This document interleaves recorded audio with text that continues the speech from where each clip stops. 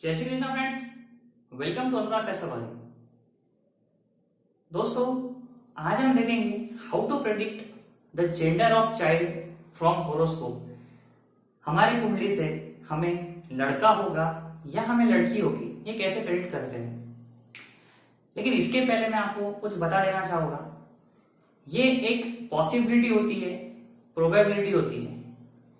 बहुत अच्छी स्टडी होगी तो 70% तक, वरना उससे कम ही दोस्तों, क्योंकि ये आपको 100% की चाहे कितनी भी स्टडी हो, कितना भी एक्सपीरियंस हो, ये कोई भी नहीं बता पाएगा कि आप लड़का ही होगा 100% या लड़की ही होगी आपको फर्स्ट चाइल्ड 100%, फर्स्ट बोलो या सेकंड बोलो। लेकिन एक्सपीरियंस के थ्रू और योगास के थ्रू जो हमारे क्लासेस में दिए गए हैं, और जो हम बहुत सारी जब थाउजेंड्स में कुंडली चेक करते हैं, तो एक्सपीरियंस के बाद हम ये चीज बता सकते हैं 70% तक की लड़का होगा या लड़की होगी। क्योंकि मैंने बहुत सारे गुरुज के पास से टीचिंग ली है, इवन उनका भी यहाँ पे प्रेडिक्शन कभी कभार रॉन्ग हो जाता था। नक्षत्रास भी अगर आप देखोगे, केपी के थ्रू, जेमिनी के भी थ्रू, एस्ट्रोलॉजी के थ्रू अगर आप देखोगे, फिर भी यहाँ पे 100% प्रेडिक्शन राइट आने के चांसेस कम रहते हैं। स्टिल आप 70% तक आप बता सकते हो कि लड़का ही होगा या लड़की ही होगी।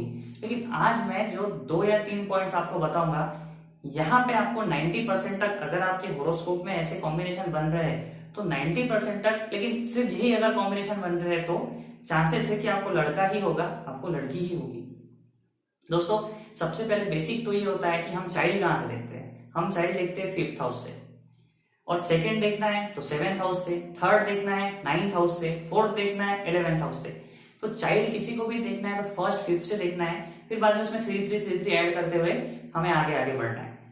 दोस्तों, अगर आपके होरोस्कोप में ज्यादा चाइल्ड के चांसेस है तो 1 या 2 के तो आपको 5th और 7th हाउस देखना है। लेकिन 5th हाउस बेसिक हाउस है, अगर सेकंड चाइल्ड भी देखना है तो 7th house plus 5th house दोनों को कंसिडर करके देखना पड़ेगा। अब दोस्तों, बेसिकली चाइल्ड देखने के लिए हमें सबसे पहले साइंस देखना इंपॉर्टेंट है, ये सबसे बेसिक पॉइंट है। और साइंस जाते हैं मेल चाइल्ड के लिए, इवन साइंस जाते हैं फीमेल चाइल्ड के लिए।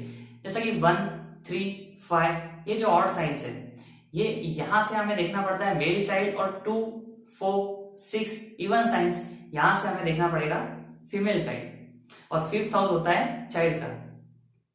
दोस्तों, किसी की भी कुंडली में अगर 5th हाउस का लॉर्ड, चाहे वो कोई भी हो, चाहे वो सन हो, चाहे मून हो, कुछ भी हो सकता है, एसेंडेंट के ऊपर डिपेंड है। अगर 5th हाउस का लॉर्ड किसी की भी होरोस्कोप में केंद्र या त्रिकोण में, और स्पेशली 9th हाउस में या 1st हाउस में, इसके रिजल्ट बहुत ज्यादा देखे गए हैं। अगर आपके होरोस्कोप में 5th हाउस का लॉर्ड 9th हाउस में है या तो 1st हाउस में है, 5th हाउस का Lord either in 9th house और इन 1st हाउस, और अगर वो और साइंस में है और उसके ऊपर जुपिटर का एस्पेक्ट है या कोई मेल प्लैनेट का एस्पेक्ट है, तो 90% केसेस में आपको लड़का होगा।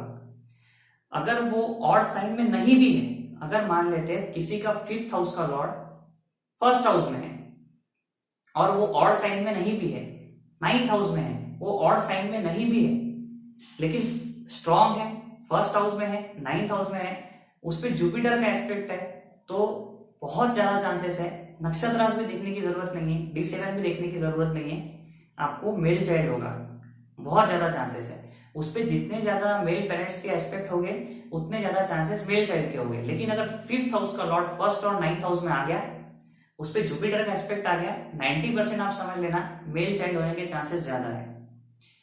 वो एफ्लिक्टेड नहीं होना चाहिए, क्योंकि अगर केतु के साथ में आ जाता है ना, 5th हाउस में केतु के साथ आ जाता है 1st या 9th हाउस में, फिर चाइल्ड प्रेडिक्शन करना डिफिकल्ट हो जाता है। क्योंकि उस टाइम पे केतु कारका का नाश करता है। केतु का काम ही है कि जो दिख रहा है उसका नाश कर देना।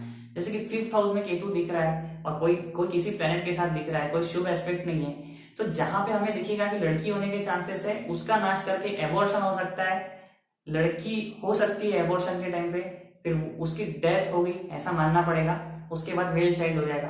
तो ऐसे कुछ चांसेस में फिर अनप्रेडिक्टेबल हो जाता है। लेकिन बहुत बहुत पॉसिबिलिटी है 5th हाउस का लॉर्ड चाहे ऑड साइन में हो चाहे इवन साइन में हो, 1st हाउस में होगा, 9th हाउस में होगा, उस पर जुपिटर का एस्पेक्ट है, तो मेल चाइल्ड ही होना है। दोस्तों फीमेल चाइल्ड के टाइम पे ये बहुत अच्छे कंसेप्ट हैं जो मैंने देखे हैं।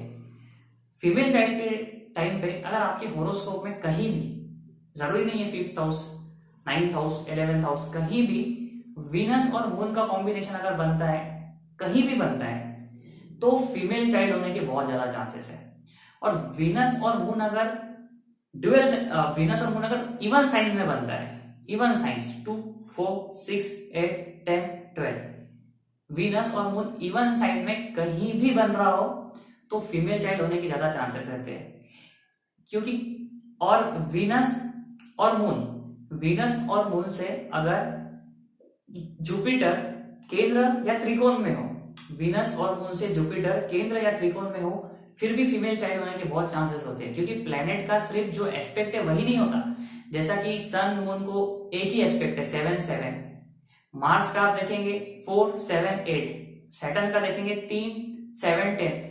तो इनके सिर्फ यही एस्पेक्ट नहीं होते जो लिखे हैं, इनके केंद्र के भी एस्पेक्ट होते हैं। जैसा कि कोई भी प्लेनेट अपने से जो केंद्र में प्लेनेट होगा उसको भी एस्पेक्ट करता है, एक अलग कंसेप्ट है। तो दोस्तों अगर आपका वीनस और मून कहीं भी कॉम्बिनेशन बन रहा है तो चांसेस रहेंगे आपको फीमेल चाइल्ड हो।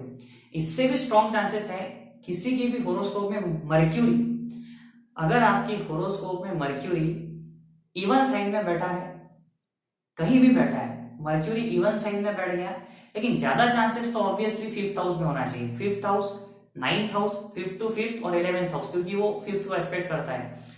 दोस्तों मर्क्यूरी अगर आपका इवन साइन में 5th हाउस, 11th हाउस या 9th हाउस में बैठ गया और साथ में उसके वीनस और मून है, मर्क्यूरी के साथ में वीनस और मून है, या फिर सिर्फ वीनस है या फिर सिर्फ मून है, तो 90% चांसेस हो जाएंगे कि आपको फीमेल चाइल्ड होगा। उस पर फिर चाहे फीमेल पेरेंट्स का एस्पेक्ट ना भी हो, क्योंकि मर्क्यूरी मैंने बहुत केसेस में देखा है, 95% केसेस में देखा है, मर्क्यूरी जहां पे भी ड्यूअल साइन में होता है, अगर 5th हाउस में ड्यूअल साइन में होता है और इवन साइन में होता है, 9th हाउस में इवन साइन में होता है, 1st हाउस में इवन साइन में होता है, क्योंकि यहां से फिर त्रिकोण में आ जाएगा, 5th से त्रिकोण में आ जाएगा 1st हाउस। मर्क्यूरी का इवन साइन में रहना और उसके साथ में वीनस का रहना या फिर उसके साथ में चंद्र का रहना, तो ये भी बहुत सारे चांसेस बताता है कि आपको फीमेल चाइल्ड होगा। अब दोस्तों नक्षत्रास भी बहुत मैटर करते हैं, लेकिन जो मैंने 2-3 टेक्निक्स बताई है ना, इसमें आपको नक्षत्र भी देखने की जरूरत नहीं है। 90% केसेस में आपको रिजल्ट मिल जाएगी। मैंने मेल का क्या कहा, सबसे पहले तो आपको देखना है 5th हाउस का लॉर्ड ऑड में कि इवन में, ऑड में रहा तो मेल चाइल्ड, इवन में रहा तो फीमेल। उसके बाद में देखना है कि 5th हाउस का लॉर्ड 1st हाउस में और 9th हाउस में है क्या, उसके ऊपर जुपिटर का एस्पेक्ट है क्या। 90% केसेस में लड़का ही होगा।